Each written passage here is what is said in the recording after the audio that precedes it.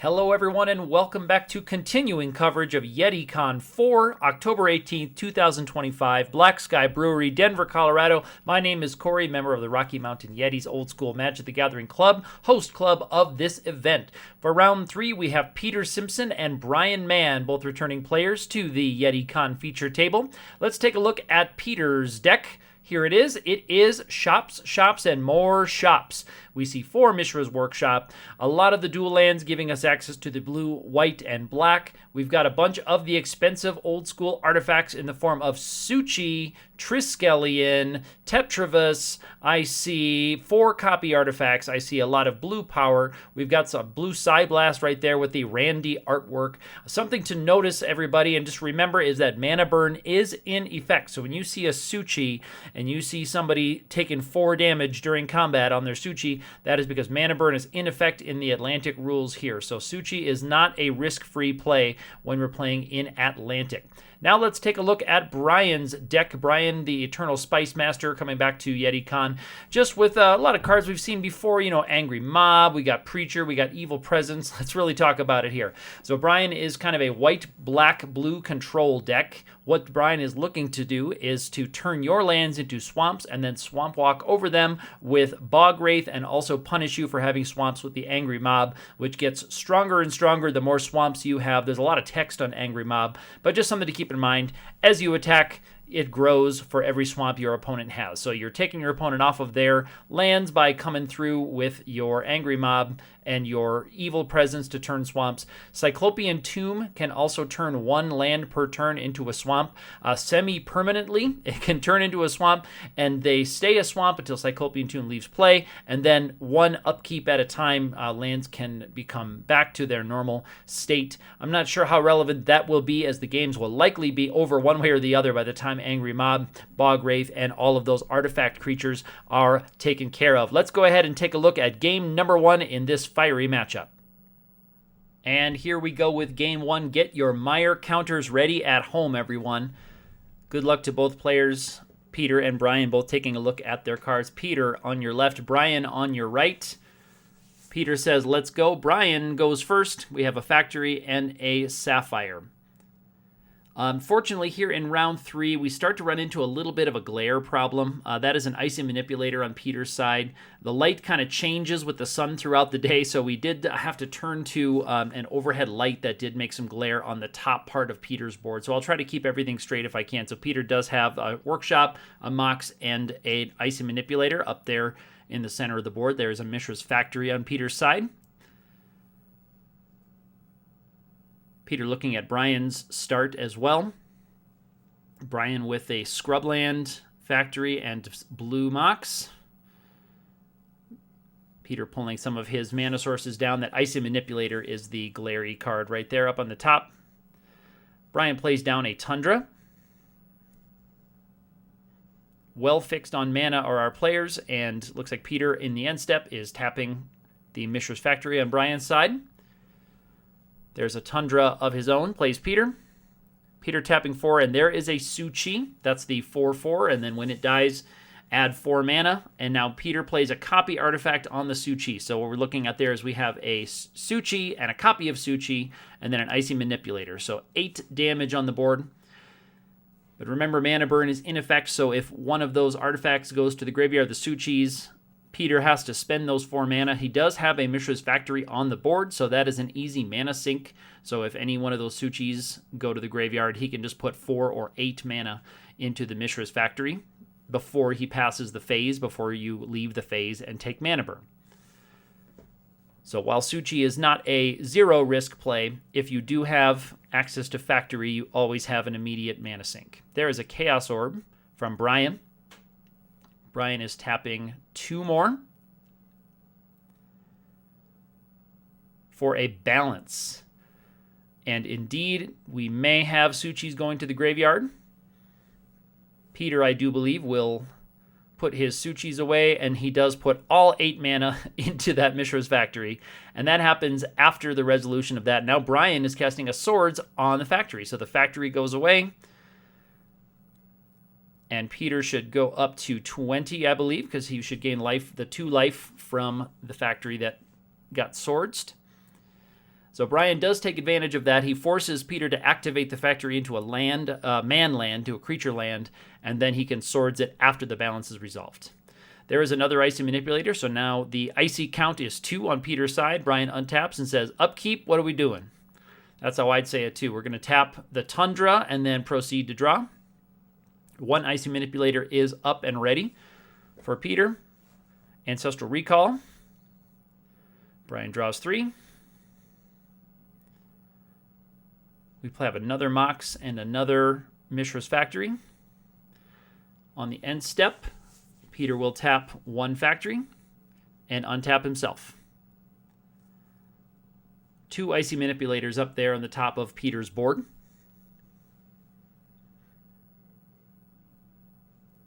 Both players playing with some control elements. Brian does not have any of his swamp-making cards online yet, the Tombs and the Evil Presence. Nor does he have any of his swamp advantage creatures, the Bog Wraith or the Angry Mob. Peter lost 2 Suchis with that balance, and it looks like the players are going back up to 20 there.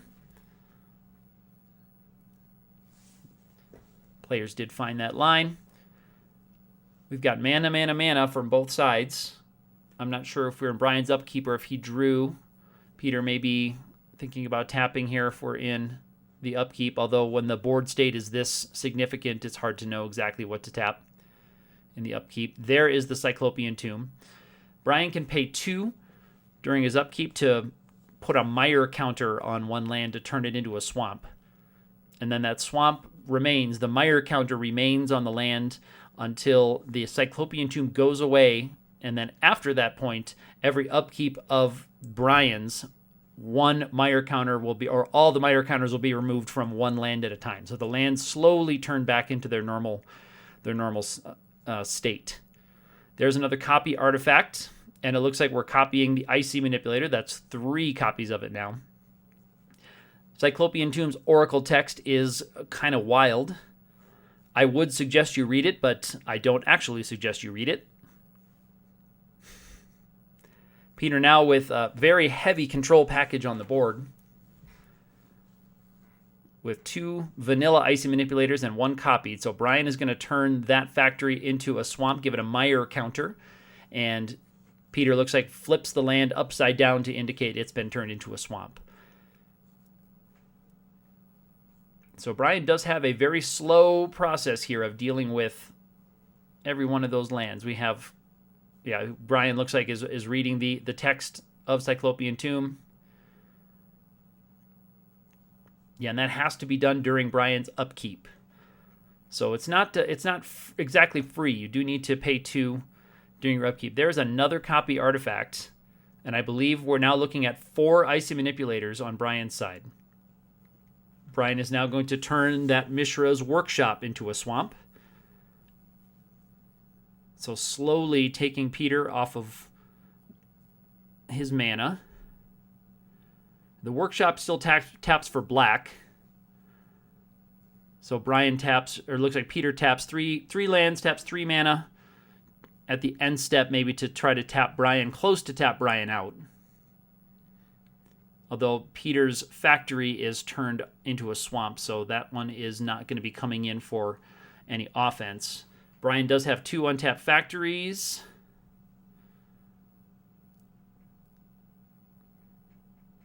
And Brian flips a factory over. All right, Peter says go. Brian untaps. And it looks like it's a Cyclopean Tomb on the other side. That's what we have.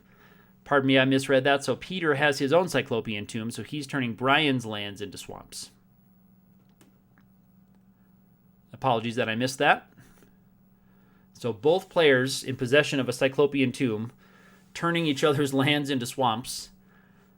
We're going to have a very swampy game here very soon. The presence of the Moxes are going to maybe be our only source of colored mana pretty soon, outside of black. And Peter tapping out of all the other colors.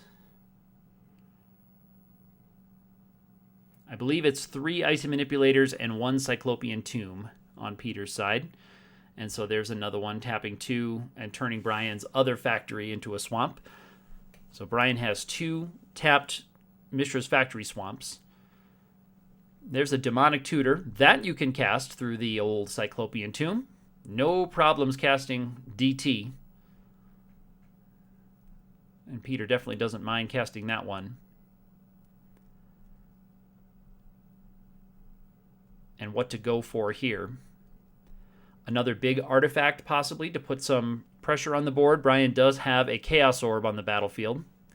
So you don't necessarily want to just throw something away, but you will need to deal with that Chaos Orb. Another fine choice is to just go get your Ancestral Recall and cast it while you can. Lands are going to be turned into swamps. He would have the Sapphire as we go on. The Moxes, again, may be our big source of colored mana. There is a Juggernaut for Peter. 5/3, must attack every turn. So if Brian doesn't deal with that one's coming in for 5 next turn.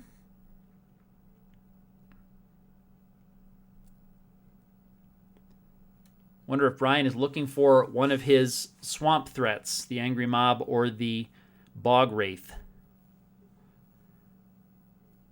Peter has swamps even without the Cyclopean Tomb in the form of those Underground Sea. That's kind of a sneaky target that the Wraith will have a lot. There is a Serra Angel. Serra Angel can also attack through the swamps. All right, Icy Manipulator will tap her down without much of a worry.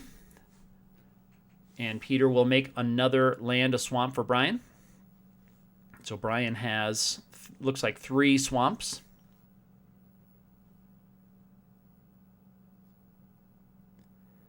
Peter will attack for 5. And will Brian activate the Chaos Orb?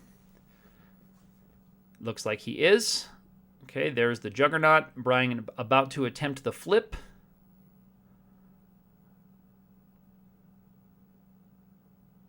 And it looks like that's a hit. So Juggernaut in the graveyard for Peter.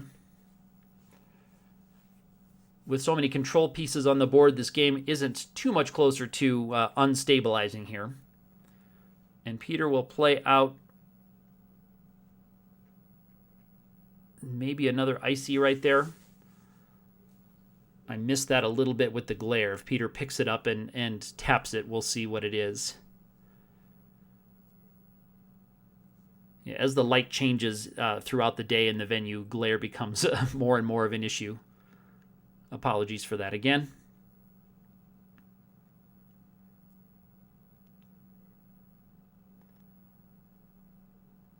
Brian's going to make another one, and he will tap his Angel before combat, so no damage yet. Both players still at 20. We are nearing the 12-minute mark in this game, and this game is sped up by 25%. So these players are 1.25 times as fast as real time. But a game of this tempo would be expected with both players playing with as much control as they do. That is a Felwar Stone, I believe, on Peter's side. Just another mana source. That's one of Peter's altars. He has a number of altars and custom cards in the deck. Brian has a Strip Mine, and the Strip Mine is for the Underground Sea. Brian has, I believe, 3 Strip Mines because of our modified Gentleman's Rules. It looks like before we go to combat, Serra Angel is tapped down, and on we go.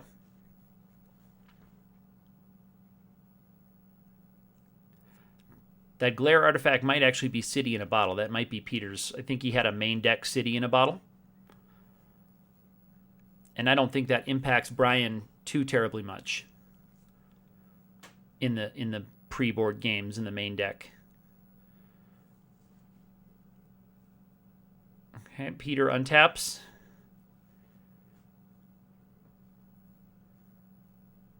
Brian does have artifact removal. He does have disenchants in his main deck, likely bringing some more in. So here comes, we're tapping out 3 different artifacts, 3 different things with the Ices.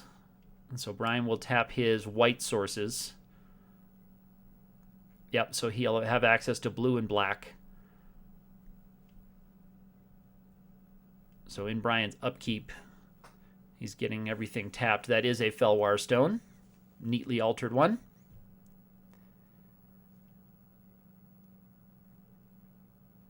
Peter will untap. There's a strip mine, and the strip mine does take out one of Brian's white sources. That's the custom card, the Gentleman's Club strip mine. And just in case, for those watching at home, if you're wondering how he's tapping the workshops for the icy manipulators, remember those workshops are swamps. Those workshops have become swamps. I believe Peter has just put the swamp lands in a pile over to his left. Brian says draw go. And Peter again reaching for those icy manipulators.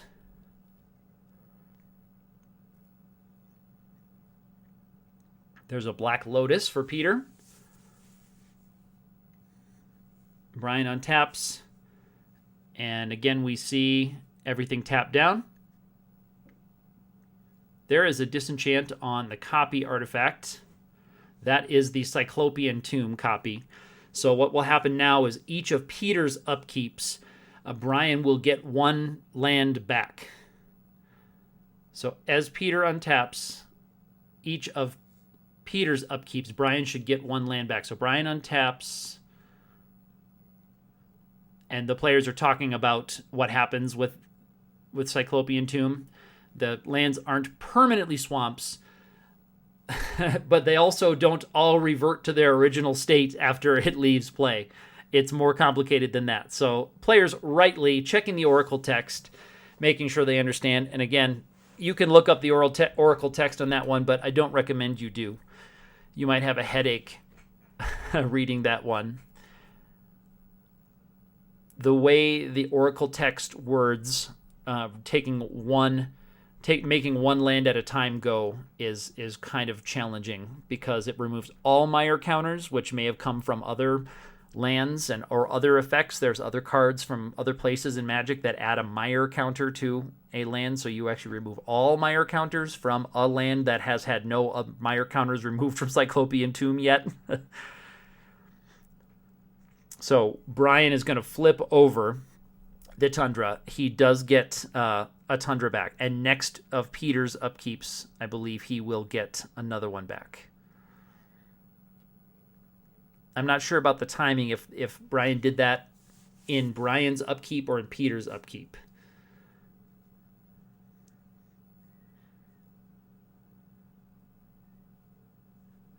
So I just read the Oracle text, and I might not even know how it works. Peter untaps. But in any case, Brian's tomb is still in play. So all of the lands that Brian has turned into swamps are going to remain that way for the time being. But game one here still not much closer to a conclusion. Both players still at 20. And now I believe the players are talking about whose upkeep it is and in whose upkeep do Mire counters leave lands. Okay, now we're in Brian's upkeep. We're tapping those. So Brian has it in his upkeep, I think. His own upkeep is when he gets lands back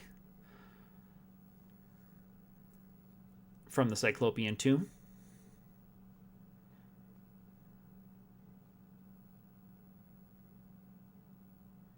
Brian does take a draw.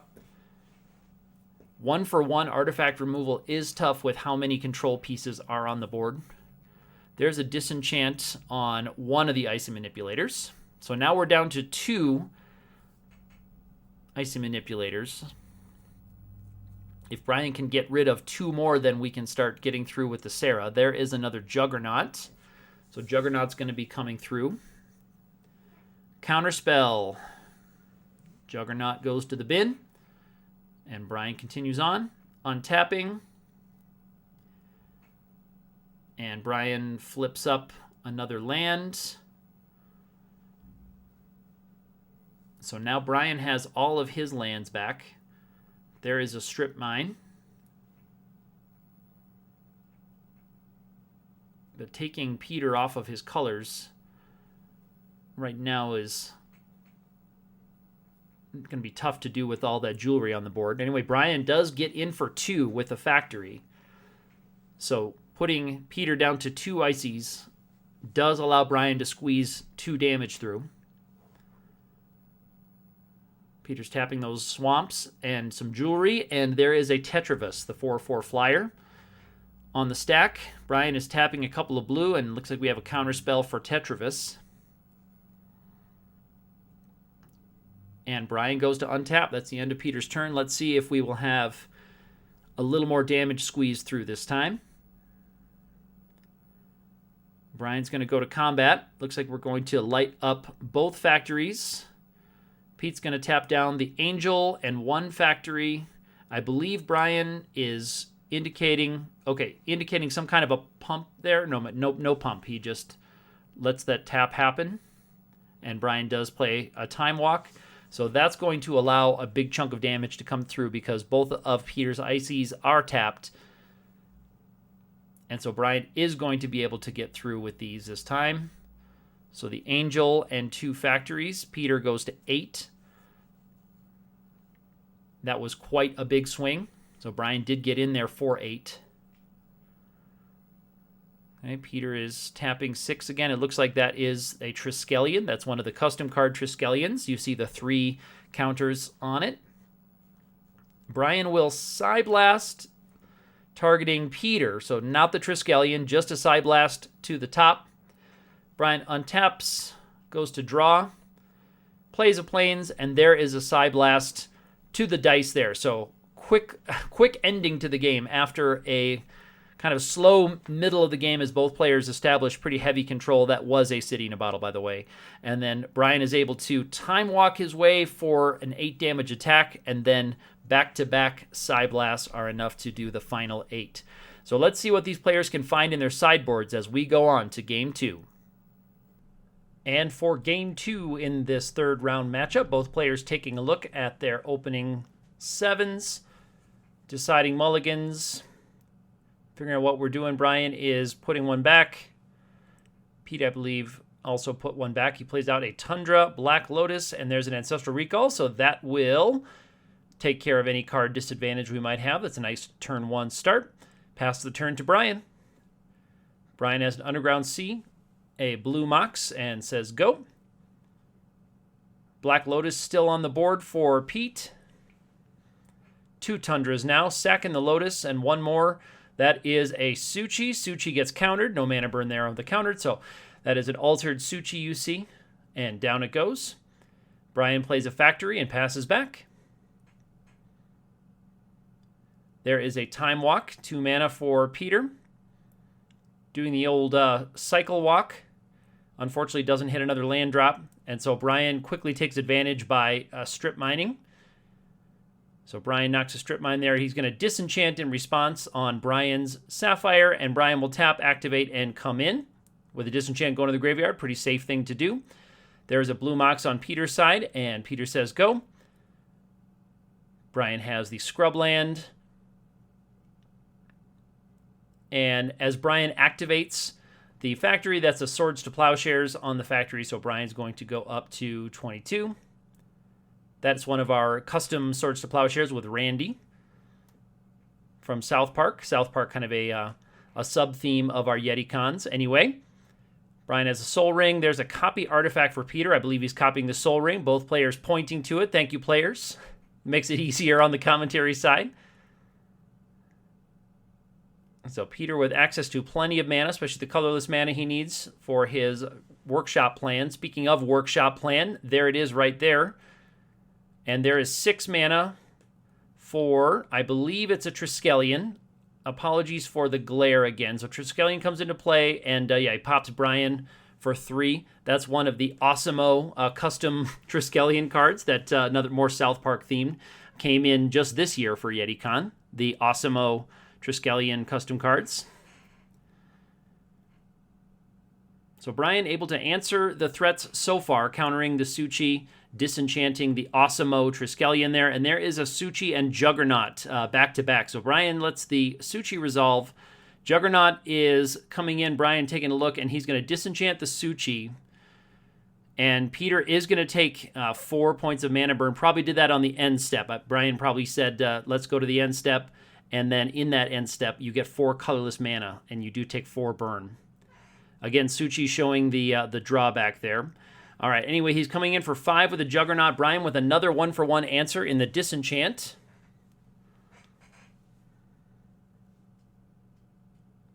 And here comes another Juggernaut, and I believe that's an Icy Manipulator coming in also.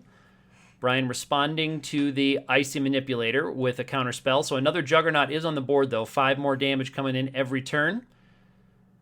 Juggernaut has to attack every turn, even into a potent blocker. Brian is tapping 5 and plays the Sarah Angel, 4/4 flyer, Vigilance. Doesn't profitably block the Juggernaut, which has to come in Sarah or no. Brian, it looks like he's going to take that one and go to, it looks like 13. And Peter plays another card, and I just missed a flash on that one. So I think that might be a Tetravis. Both the Tetravis and Triskelion come in with 3 counters on them. I think that one might be a Tetravis. That's the 4/4 flyer. And during your upkeep, you can remove the +1/+1 counters to make your Tetravites your 1/1 flying tokens. Okay, here we go. Angry Mob time. Angry Mob, base power and toughness 2/2. On the controller's turn, it gets +X equal to the number of swamps your opponent controls in a 2-player game. So during Brian's turn, it's going to get a small pump. Whether he's attacking or not, it gets a pump. So the Underground Sea is the only swamp I see on Peter's side right now. So on Brian's turn, it's going to be a 3/3 trample. On Peter's turn, it's going to be a 2/2 trample on defense. So here comes the Juggernaut coming in. And Brian will trade the Sarah Angel off for the Juggernaut. Brian will untap. And Peter's card with counters there, either the Tetravis or Triskelion. The Angry Mob would be vulnerable to it if it was a Triskelion. We do have a Disenchant on the Cyclopean Tomb, so no Mire counters happening right now. The Angry Mob not going to get the big pump. Again, during Brian's turn, I think the players both talking about what it is now. Brian takes 4. 4 in the air there from the 4/4 Tetravis. Peter not removing the counters. The counters do come in, the Tetravites do come in summoning sick because you have to do it in your upkeep. So Brian is going to flip the Chaos Orb targeting the Tetravis. And because the Tetravites have to be removed during upkeep, you can't respond to a removal like that by removing those Tetravites, unfortunately. So he does lose a 4/4. Brian does have a potential 3/3 attacker on his side. There is a Mishra's Factory for Peter. He's lighting up. And a Copy Artifact. And we're attacking for 2 right now. Copy Artifact comes in as an unactivated Mishra's Factory, in case you were wondering. So it's just a land when it comes into play. It's copying the artifact. Comes into play, though, as a regular land, but it still can pump the other one. So Brian takes 3. Anyway, here's another Angry Mob. So during Brian's turn, he's got 2 big tramplers there that can get bigger. But Peter does have 2 attackers in the form of his Mishra's Factories. And he's tapping 6 more, and that is a Triskelion. So that will have those 3 counters. And so because it's not Brian's turn right now, his Angry Mobs are only 2/2s. So if Peter wants to take advantage of that, he could remove one of them now. He is going to light up a factory and attack. Just the one is attacking. The other one is holding back for a pump. Brian is going to double block with his 2/2s. And Peter, it looks like, is going to pop one of them twice and pump for a 3/3. So Brian's going to lose both of his blockers right now. Brian on 6 life, so in a tough spot. At least it shrinks that Triskelion down. I'm sure that's in Brian's thought process. It gets the Triskelion so it's not attacking for 4 next turn. Triskelion just a 2/2 as it is right now. Brian says, go ahead, and he actually says, let's go ahead and scoop this one up and head to game number 3. So Brian takes the first one, Peter takes the second one. Angry Mobs, not quite so angry in game 2. Let's see what happens in our decisive game number 3. And here we are in the rubber game here in round 3. Brian putting a card back down on a mulligan. Players both ready to start. Brian starts with a Mirage Incinerate on the table. Brian starts with a Mox Sapphire and an Underground Sea. And says, go ahead. Not sure if Brian thinking about a follow-up play there. There's an Underground Sea on Pete's side. A Tundra for Brian. Let's see what happens to that Mirage Incinerate. That's where the real drama is in this game at the moment. Peter plays a Mishra's Factory, a Blue Mox. So Peter, thinking about his swamp count, he does need his mana, obviously, but if Brian can rush out an Angry Mob here, he does have a small pump. He does need double white for Angry Mob, so not with this land configuration. He won't rush one out. And Brian says go. Strip Mine for Peter. Peter's tapping 4, and there is a Suchi. Brian will counterspell the Suchi, and on we go. Peter's tapped out. Can Brian take advantage? He passes back. So Brian, without a follow-up play there on his turn, here's 4 more mana. And I believe that is the Abyss, maybe? I think that's the Abyss. Brian will Ancestral. Again, apologies for the glare. I just missed as he was playing that down. The Abyss would be a logical sideboard play against Brian, seeing the Sarah Angels and the Angry Mobs, both of which are susceptible. There's a Chaos Orb, so that's a nice way to take care of it if indeed Brian decides to do that. Brian does have access to Disenchants as well. Aplenty, I should say. Disenchants aplenty, especially post-sideboard here, knowing that Peter is on the Workshop's plan. Peter's going to tap 4 here. There's an Icy Manipulator. And pass the turn to Brian. Brian not popping the Chaos Orb just yet. And Brian says go. Brian has a little bit of time before the Abyss is super relevant, although I believe he will wish to take care of that eventually. There is Ancestral Recall for Peter.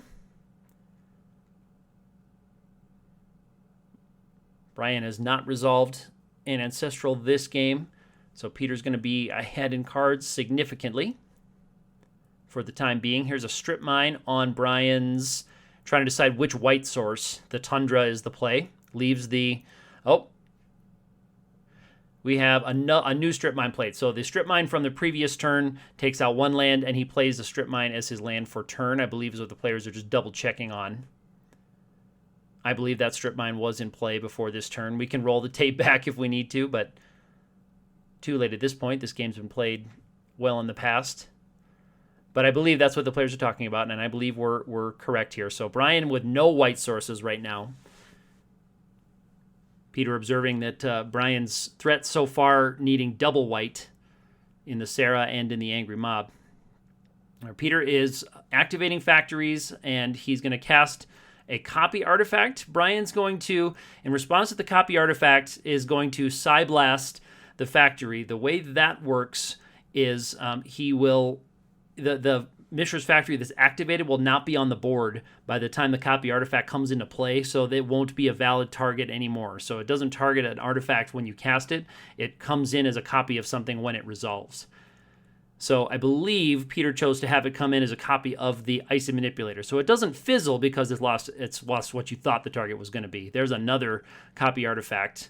And I believe he was trying to do that one on the factory, although we set it on the Icy Manipulator. So I believe it'll come in as another Icy Manipulator anyway for Peter. I didn't record dialogue for the players, so I'm not sure exactly what the play is at some times, but I think we're pretty clear where we are now. 3 Icy Manipulators and an Abyss on the board for Peter. Peter's significantly ahead on the board at the moment here. The ability to tap Brian pretty thoroughly down each turn. And Peter, if Peter rips a Workshop, then Peter could start to go to town with some of his big 6-cost artifact creatures. And right now, Brian, with just a single blue, would not be able to react or respond very profitably. There is a 6-mana artifact creature, the Triskelion, so right on schedule. All right, Peter is going to take a damage to tap down a white source, and there is a Swords in response to that. So Peter will, I believe he does, shoots. Oh, he shoots Brian twice and then shoots the Triskelion the last time to put it in the graveyard instead of going to exile. So if you have any kind of recursion in play, that's generally a good strategy with your Triskelions. You shoot 2 counters at your opponent. There's a Suchi for Peter. 2 counters at your opponent, the last counter to itself, so it goes to the graveyard, and then the Swords to Plowshares fizzled, in case you are unfamiliar with that play. Brian plays Mishra's Factory, tapping 4, and there is Control Magic. Ooh, Control Magic. Haven't seen that one yet in this matchup on the Suchi. So Brian now with some pressure on the board, although with all those Icy Manipulators, it's a little tough to get it through. Peter with the Disenchant anyway on the Control Magic, and the Suchi becomes Summoning Sick again. Every time it changes hands, it becomes Summoning Sick again on its new side, so it does slow him down a little bit. Brian hoping he could have kept that Suchi around just a little bit longer to gobble up at least some of the Icy Manipulator taps. Brian's tapping 4 more here, and there is the Bog Wraith. That's the Swamp Walker, 3/3 Swamp Walk.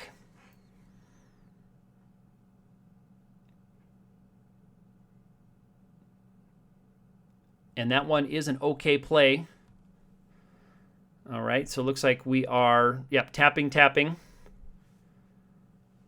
And he comes in with the Suchi. Brian untaps. And they tap for the Abyss. They just check the Abyss. Triggers. We're tapping everything. The Abyss does take out the Bog Wraith. Brian does get a blocker down at least for the Suchi during his turn.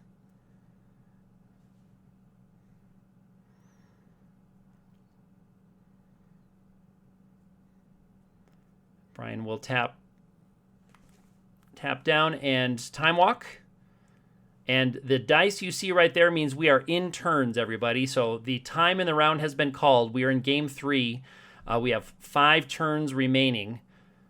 This was a rather long match, control against control. So a longer match, our 55-minute, I believe it was 55-minute rounds. Time has been called. This is turn 5. Turn 1 of 5, I should say. Brian has a balance, and balance is going to be troubling, but not insurmountable for Peter. And Brian will swing in with the Factory while he has an opportunity. Players talking about that. There's one Icy Manipulator untapped, but I think Peter is out of mana for it. So Brian trying to bring the game to a close. Peter will untap. We go to 4 turns left. Both players, I'm sure, would like to bring the game and the match to a close. If they can, that's the sporting choice to do. There's, it looks like, another copy of the Abyss, and Brian reminding Peter that the second copy destroys the first one, I believe, with the Enchant World rule. I believe that's what the play was there. Peter thinking there to protect his Abyss from a disenchant, play a second one, but I believe it destroys the first one if you play a second one, even if it's the same copy. Anyway, 3 turns remaining. Peter has plenty of tapping power on the board, so it's going to be difficult for Brian to get another 16 damage through. And with 2 turns left, players might be wondering if we're going to be able to finish this game, if we're going to have to go to the traditional old-school tiebreakers. Turn number 1, Brian will untap, taps down, takes a look at the hand and sees, can I advance this game any closer? And that is it. So what's happening here now, everybody? We are going to solve this match with the old school NTG tradition of Chaos Orb flips. The way Chaos Orb flips work in old school, if you are tied in game score when you go to time, so if you are at 1-1, if you're in game 3, as we are tied in game score, we go to orb flips. Each player flips the orb each round. If both players hit, you keep flipping. If both players hit, you flip again. If one player misses and one player hits, then the player who hits won. So we have a hit for Brian, hit for Peter. We're in the second round here, hit for Brian, hit for Peter. So we're good. Round 3, hit for Brian, hit for Peter. This is sped up a little bit, so you can see the players are moving faster than you would normally do. Brian and Peter has a miss right there, and what happened on that round? Brian needs to get his hit, and that is it for the match. So Brian taking round 3 in orb flips. Now, these are not as uncommon as you might think. Old School does have a number of matchups that are quite grindy. This was an example of one control versus control matchup. Some matchups are very fast and they end quickly. Some of them do take the full round timer if you go to game 3. So a number of matches were decided by orb flips that day. We were just lucky that we got to see one happen on camera here at the feature table as both players kind of take out their sideboard plans and chat with each other. These players go back a long time. I'm sure they have a lot to catch up here at the end of their match. So again, with orb flips, it works kind of like a shootout in some sports where both players hit, both players hit, both players hit. If one player hits, one player misses, that last hitting player takes the match. That's how we resolve our ties in Old School. So I hope you enjoyed that very exciting match of Old School Magic the Gathering. I know I did. Please, if you like these videos, knock me a comment. Let me know what you think about some of these matchups, some of the games that you're seeing. I do have my channel here of mostly Old School Magic content of this time of year with YETICON, but I usually will keep an eye on things. If you want to leave me a note around, you know how to find me in the community. Before we go to round 4, I'll let you know my name is Corey, member of the Rocky Mountain Yetis, and we will see you next time.